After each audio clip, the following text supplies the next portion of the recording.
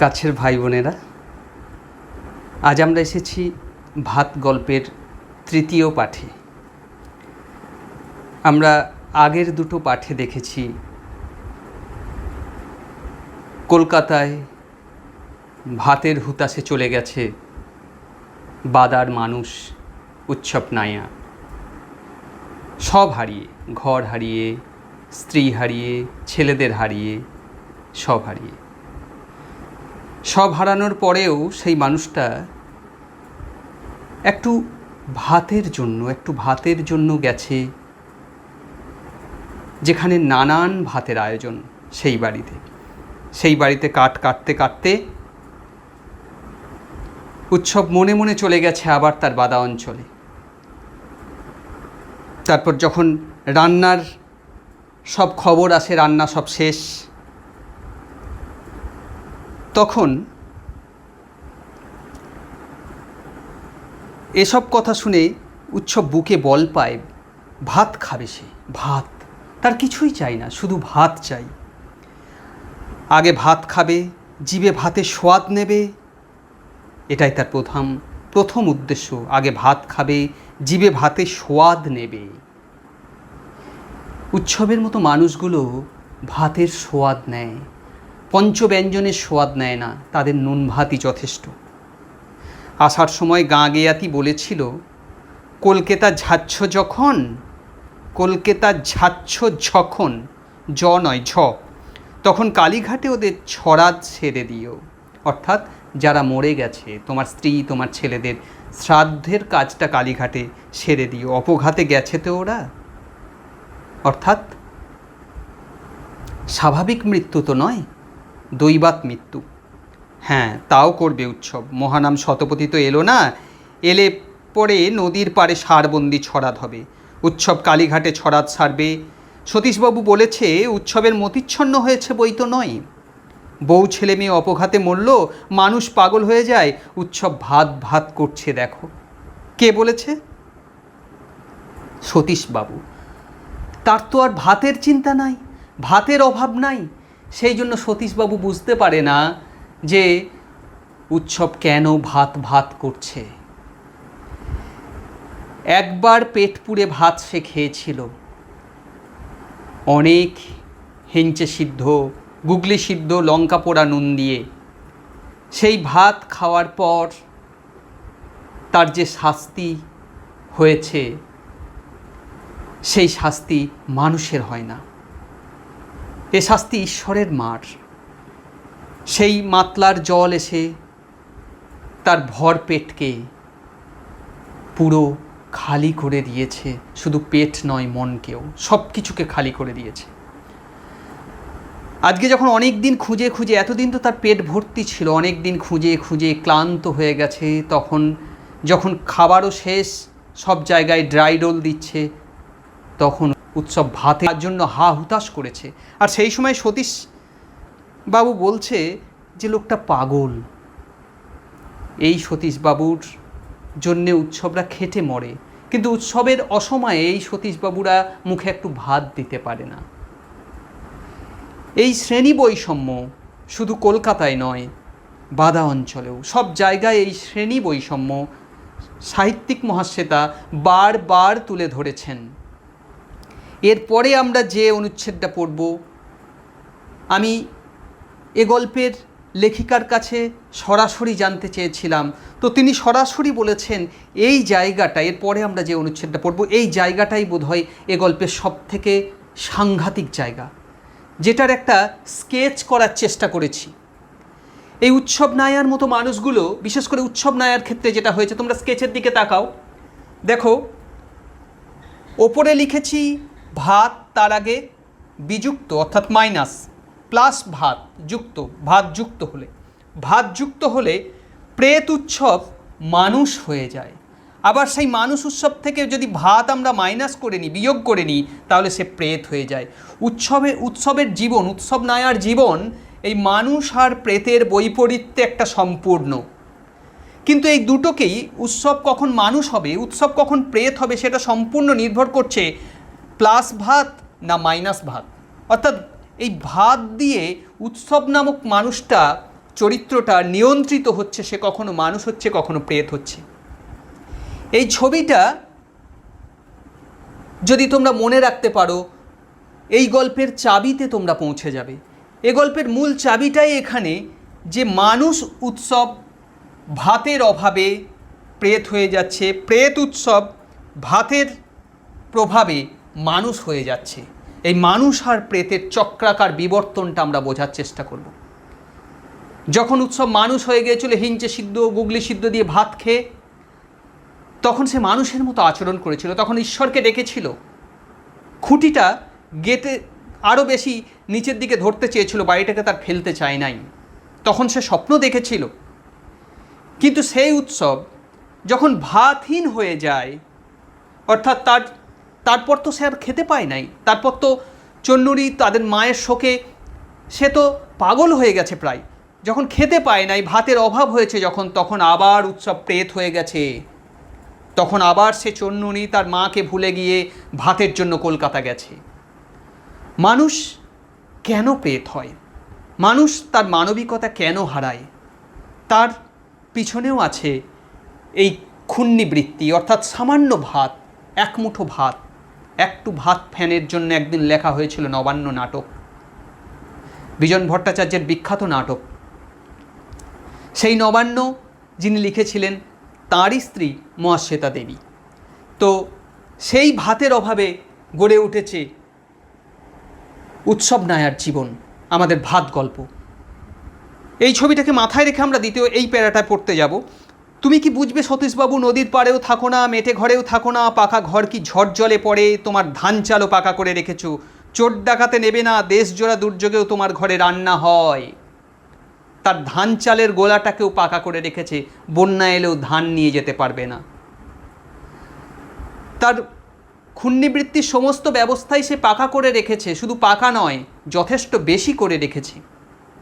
তাই অভাবের তীব্রতা, খিদের ছটফটানি, পেটে কিভাবে খিদে আঁচড় দেয়, কিভাবে বাসিনীকে বলতে হয় বাসিনী এক মুঠো চাল দে, এসব কথা বাসিনীরাও যেমন জানতে পারবে না, বড় বাড়ি কলকাতার বড় বাড়িও যেমন জানতে পারবে না, তেমনই জানতে পারবে না সতীশবাবুর মতো মানুষ। ভাত খেতে দিলে না উৎসবকে, তোকে কি উৎসব যখন ভাত খেতে গিয়েছিল তখন কি বলেছিল, তোকে একলা দিলে চলবে, তাহলেই পালে পালে পঙ্গপাল জুটবে নে, এ হলো ভগবানের মার, এর চোট থেকে তোকে বাঁচাতে পারি। উৎসবের মতো গাইয়া ভালো মানুষদেরকে এই ওপরতলার মানুষগুলো এভাবেই চিরকাল ভুলাইয়ার মোহতে রেখে দিয়েছে। ভগবানের মার বলে ভগবানের ওপর দোষ দিয়ে বলছে, ভগবানের মার কি আমি সংশোধন করতে পারি? আমি তো সামান্য মানুষ, এটা ঈশ্বরের মার, এটা ভগবানের শাস্তি মনে করে মাথা পেতে নে। এভাবেও মানুষকে বোকা বানানো যায়। এর চোট থেকে তোকে বাঁচাতে পারি, তা তুমি ভাত দিলে না, দেশে ভাত নেই। উৎসব বুঝতে পেরেছে যে সতীশবাবু আমাকে বিপদে তাড়িয়ে দিল, কুকুরের মতো তাড়িয়ে দিল, বিড়ালের মতো তাড়িয়ে দিল, অথচ সেই সতীশবাবুর জন্য এ উৎসব কাঁদে। তার ধান মড়ক লাগলে এ উৎসব কাঁদে। সেই যে পোকায় ধান নষ্ট, সেই হতেই তো উৎসবের আধপেটা সিকি পেটা উপোসের শুরু। পেটে ভাত নেই বলে উৎসব প্রেত হয়ে আছে, ভাত খেলে সে মানুষ হবে। এই জায়গাটা খুব গুরুত্ব সহকারে ভাবতে বলেছিলেন এ গল্পের লেখিকা। এটাই বোধহয় এ গল্পের মূল জায়গা, যে পেটে ভাত নেই বলে উৎসব প্রেত হয়ে আছে, ভাত খেলে সে মানুষ হবে। পৃথিবীতে এমন অনেক প্রেত আমরা দেখতে পাই যাদের আচরণ দেখে আমাদের মনে হয় ঠিক মানুষ নয়। আমরা যদি সুভাষ মুখোপাধ্যায়ের আমার বাংলা পড়ি, সেখানেও দেখব একটা এমন পাঠ্য আছে যেখানে আমরা দেখছি হামাগুড়ি দিয়ে আসছে একটা অভুক্ত কঙ্কালসার দেহ। হাত বাড়াও সেই গল্পে আমরা দেখি সেই কঙ্কালসার দেহটাও ভাতের অভাবে কি অবস্থা। তাহলে একদিন ভাত না পেয়ে যারা উৎসব নায়ার মতো হয়ে যায়, তাদেরকে আমাদের সভ্য চোখ মনে করে প্রেত, কিন্তু তারা প্রেত নয়, তারা মানুষ। ভাতের অভাব তাদেরকে প্রেত বানিয়েছে, ভাত খেলে সে মানুষ হবে। তাহলে যদি আমি তার কাছ থেকে মানবিক কিছু গুণ চাই, যদি আমি তাকে মানুষ হিসাবে দেখতে চাই, যদি আমি তাকে প্রেত হিসাবে না দেখতে চাই, তাহলে আমার উচিত তার মুখে চারটি ভাত দিয়ে দেওয়া। কিন্তু আমি সেটাও দেবো না, অথচ তাকে প্রেত বলে ব্যঙ্গ করব। সভ্য সমাজের এই অসভ্যতাকে ব্যঙ্গ করেছে গল্প। তখন বউ ছেলে মেয়ের জন্য কাঁদবে। কখন বউ ছেলে মেয়ের জন্য কাঁদবে? উৎসব যখন মানুষ হবে। কিন্তু ওকে মানুষ হওয়ার মতো তো কোনো অবকাশ কেউ দেয় নাই। ওর মুখে তো সতীশবাবুর মতো কেউ ভাত দেয় নাই। যদি ভাত দিত তাহলে উৎসব মানুষ হতো। মানুষ হয়ে আবার বউয়ের জন্য ছেলের জন্য কাঁদতো। হেঞ্চে সিদ্ধ গুগলি সেদ্ধ দিয়ে পেট ভরা ভাত খেয়ে উৎসব যতদিন মানুষ ছিল, যতদিন তার ভাতের খিদে পায় নাই, ততদিন সে কেঁদেছে তার চন্নুরির জন্যে, তার চন্নিনীর মায়ের জন্যে, তার ঘরের জন্য, সব কিছুর জন্য, সংসারের জন্য কেঁদেছে। কিন্তু আজ যে উৎসব অভুক্ত, তার পেটে যে হিংস্র জন্তুর মতো খিদের কামড় দিচ্ছে, আজকে যে সে প্রেত হয়ে গেছে, আজকে সে কি করে তার স্ত্রী, তার ছেলেদের কথা ভাববে? তাই আজ সে শুধু ভাতের কথা ভাবছে। প্রেত উৎসব আজ শুধু ভাতের জন্য ছুটে বেড়াচ্ছে। দুঃখ তোর হয়নি? ও শুধু পাগল হয়ে বউ মেয়েকে ডেকেছিল কয়েকদিন ধরে, তখনই উৎসব প্রেত হয়ে গেছে। আস্তে আস্তে প্রেত হয়ে গেছে। ভাতের অভাব তাকে প্রেত করে দিয়েছে। মানুষ থাকলেও ঠিকই বুঝতো যে জলের টানে মানুষ ভেসে গেছে। ও মানুষ ছিল না তখন, ও তখন প্রেত হয়ে খুঁজেছে। কত গরু মোষ ভেসে গেল, চন্নুনির মা তো কোন ছাড়। উৎসব কাটা শেষ করে 2.5 মণ। আবার ফিরে আসে উৎসবের মন বাদা থেকে কলকাতায়। কাটলো সে ভাতের হুতাশে, নইলে দেহে ক্ষমতা ছিল না। সামান্য ভাতের নেশায় সে কাঠ কেটে দিল, 2.5 মণ কাঠ। দেহে তার ক্ষমতা ছিল না। তাহলে ভাতের শক্তি, এ গল্পের নাম ভাত। আমরা যদি ভাতের শক্তির কথা ভাবি, তাহলে উৎসব নায়ার এই কথাটাকে আমরা কোট করব, 2.5 মণ কাঠ কাটলো সে ভাতের হুতাশে, নইলে দেহে তার ক্ষমতা ছিল না। 2.5 মণ কাঠ শুধু ভাতের নাম করে, ভাতের নেশায়, ভাত খাবো বলে কাটতে পারে। ভাত খাই না এখনো। তাহলে ভাত খেলে সে কি করতে পারে? তার সক্ষমতা কত ঊর্ধ্বে, তাহলে ভাতের ক্ষমতাটা কত বেশি। 5 ভাগে কাঠ রেখে আসে দালানে উঠোনে। কাঠের কুচো টুকরো সব ঝুড়িতে তুলে উঠোন ঝাঁট দেয়। তারপর বড় পিসিমাকে দেখতে পেয়ে সুদয়, মা বাইরে যেয়ে বসবো, মানে বাইরে গিয়ে বসবো খাবার জন্য? বড় পিসিমা তখনই জবাব দেয়, না। কেননা তান্ত্রিক হঠাৎ ওং হ্রিং ঠং ঠং ভো ভো রোগ শ্রীণু শ্রীণু বলে গর্জে উঠে রোগকে দাঁড় করান। কালো বেড়ালের লোমে রোগকে বেঁধে ফেললেন ও হোম শুরু করেন। একই সঙ্গে ওপর থেকে নার্স নেমে এসে বলে ডাক্তারকে কল দিন। বড় মেজ ছোট ঘুম ভাঙা চোখে বিরস মুখে হোমের ঘর থেকে বেরিয়ে যান। বাসিনী উৎসবকে বলে, তুমি ঝেয়ে বাইরে বসো দাদা। না, মন্তর পড়ল বটে, যে এমন হাঁকুর পারলে অমনি কর্তার টান লিলে। কর্তার দেহ থেকে ব্যাধিটা হ্যাঁচড় প্যাঁচড় করে বাইরে এলো। চ্যান করবে তো করে নাও কেন? বাসিনীর মতো গাইয়া মানুষ অত তান্ত্রিকদের কতটা সত্যতান্ত্রিক এ বিচার তারা করতে পারে না। তারা শুধু তার গর্জনটুকু দেখেই মহা আনন্দ। তাই বলছে তান্ত্রিক বটে, কি সুন্দর তান্ত্রিক। এখন জোরে যদি একটা তান্ত্রিক চেঁচায়, তা যে কোনো রোগীই চমকে উঠবে। তাই এই তান্ত্রিকের চিৎকারে ওই রোগীটাও চমকে উঠেছে। কিন্তু বাসিনীর কাছে মনে হয়েছে দারুণ তান্ত্রিক। বাইরে এসে উৎসব শিব মন্দিরে চাতালে। উৎসবকে বলে, তুমি চান করবে তো চান করে নাও। তা উৎসব কি বলে, এখন চান করবো নে, মাথায় জল পড়লে পেট মানতে চাইনে মোটে। প্রেত তো উৎসব তো এখন মানুষ নয়। মাথায় জল পড়লে তার পেট মানবে না, কিন্তু তখন কিন্তু সে কারু কথা শুনবে না। মানুষ হলে নয় সে ভাবত। বাইরে এসে উৎসব শিব মন্দিরের চাতালে বসে। কেমন মন্দির, কেমন চাতাল, বাপরে, সব নাকি বাদার দৌলতে। সে বাদাটা কোথায় থাকে? ভাত তো খায়নি উৎসব অনেক দিন। ভাত খেয়ে দেহে শক্তি পেলে উৎসব সেই বাদাটা খুঁজে বের করবে। উৎসবের মতো আরও কত লোক আছে দেশে, তাদেরও বলবে। উৎসবের মতো আরও কত লোক আছে দেশে। সত্যিই তো তাই। উৎসব নায়ার মতো দেশে বহু লোক আছে যারা ভাত খেলে শক্তি সঞ্চয় করবে। এবং তারা যদি সমবেত অভিযান চালায়, তাহলে হয়তো এই ধনী বাড়ির বাদার ভাড়ার ঘরগুলো, যে বাদা থেকে চাল ধান উঠে এসে ধনী বাড়ির ভাড়ার ঘর পূর্ণ হচ্ছে, সেই ঘরগুলো একদিন সবারই জন্যে উন্মুক্ত হয়ে যাবে। ভাত খেয়ে দেহে শক্তি পেলে উৎসব সেই বাদাটা খুঁজে বার করবে। ভাতের যে শক্তি আছে সেটা আমরা আগেই প্রমাণ পেয়ে গেছি। শুধু ভাতের নাম শুনে সে 2.5 মণ কাঠ কাটতে পারে। তাহলে সেই ভাত খেলে শক্তি যদি অর্জন করে, আর যদি বাদার ইতিহাসটা সে ভালো করে বুঝে নেয়, তাহলে কিন্তু বাদা খুঁজতে পাবেই। উৎসবের মতো আরও অনেক উৎসব একসাথে হাত ধরে নতুন অভিযান চালাবে যদি ভাতটার জোটে। মন্দিরের চাতালে তাস পেটে 3টি ছেলে। তারা বলে বুড়োকে বাঁচিয়ে তুলতে হোম হচ্ছে। ফালতু, কি ফালতু? বেঁচে থেকেও কতদিন জীবন পাবে? 100। যত সব ফালতু। উৎসব চোখ বোঝে, এমন যজ্ঞের পরে বুড়ো কর্তা বেশি দিন বাঁচবে না। কি কাণ্ড! মাতলা নদী যেদিন সে রাতে পাগল হয়ে মাতাল মাতনে উঠে না আসে, তো উৎসবের বউ চন্নুনি ছোট খোকা অনেক দিন বাঁচে। উৎসবের চোখের কোণে জল গড়ায়। উৎসব হঠাৎ করে মানুষ হয়ে যায়। এই জায়গায় মানুষ হওয়ার মতো উৎসবের কিছু ছিল না। উৎসবের পেটে ভাত পড়ে নাই, কিন্তু উৎসব মানুষ হয়ে যায়। হয়তো এই মন্দিরে এসে উৎসবের একটা অন্যরকম বোধ হয়ে গেছে। হয়তো রান্নার গন্ধ আর এখানে আসছে না, তাকে আর উতলা করছে না, কিন্তু উৎসব এখানে মানুষ হয়ে গেছে।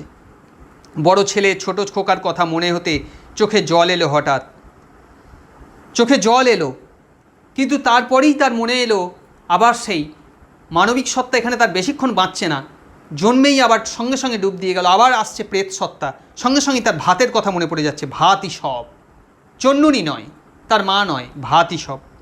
অন্ন লক্ষ্মী, অন্ন লক্ষ্মী, অন্নই লক্ষ্মী, ঠাকমা বলতো। উৎসবের ঠাকমা বলতো, তার ঠাকুমা বলতো যে অন্ন লক্ষ্মী, অন্ন লক্ষ্মী। ঠাকমার কথাটা কেমন? ঠাকমার কথাটা হচ্ছে রন্ন হলো মা লক্ষ্মী। তাহলে রন্ন হলো মা লক্ষ্মী কথাটা বলতেন ঠাকমা, আর অন্ন লক্ষ্মী, অন্ন লক্ষ্মী কথাটা বলেছেন উৎসব, ঠাকমার কথা বলেছেন। কি হে, কাঁদছো কেন? আমারে শুধাচ্ছেন বাবু? হ্যাঁ হ্যাঁ, আবার থেকে আসছি বাবু গো। ঝড়ে জলে সব নাশ হয়ে গেল ঘরের মানুষ। ও, তাস পিটানো ছেলেগুলি অস্বস্তিতে পড়ে। বয়স্ক ছেলেটি বলে, ঠিক আছে ভাই, ঘুম এসো, মানে ঘুমিয়ে পড়ো।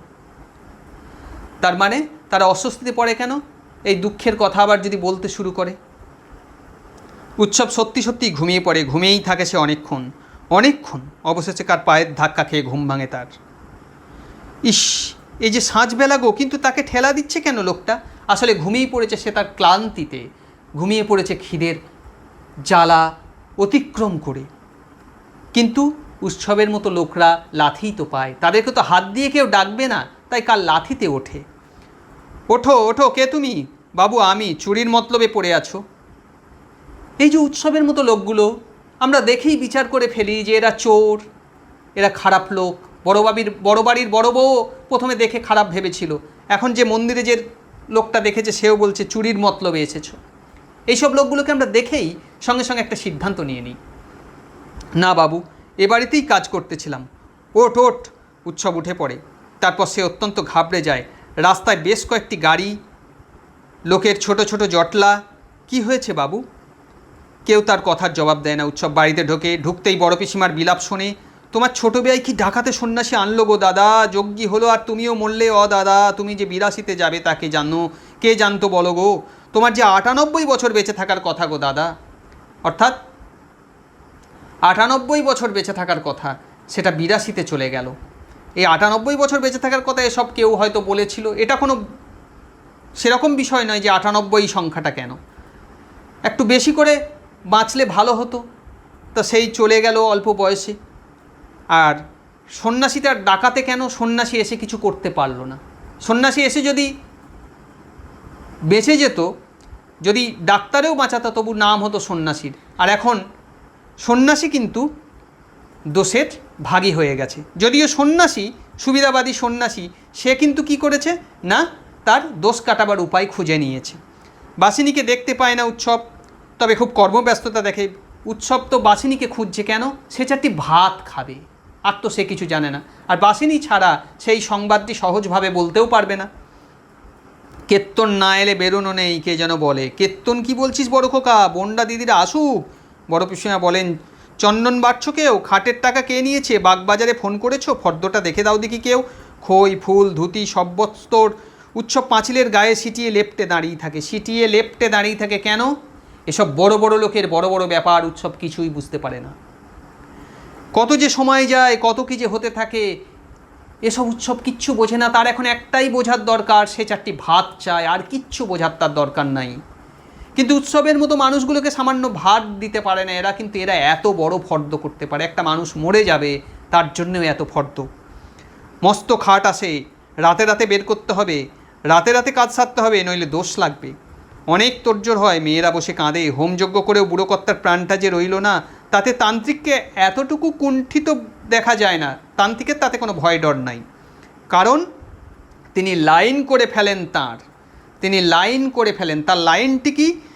বড় পিসিমা চেঁচিয়ে বলতে থাকেন, 3 ছেলে হোম ছেড়ে উঠে গেল যে। ডাক্তার নার্স এসে যখন কল করলো যে ডাক্তার ডাকতে হবে, তখনই 3 ছেলে উঠে গেল। আর সেটাই হয়েছে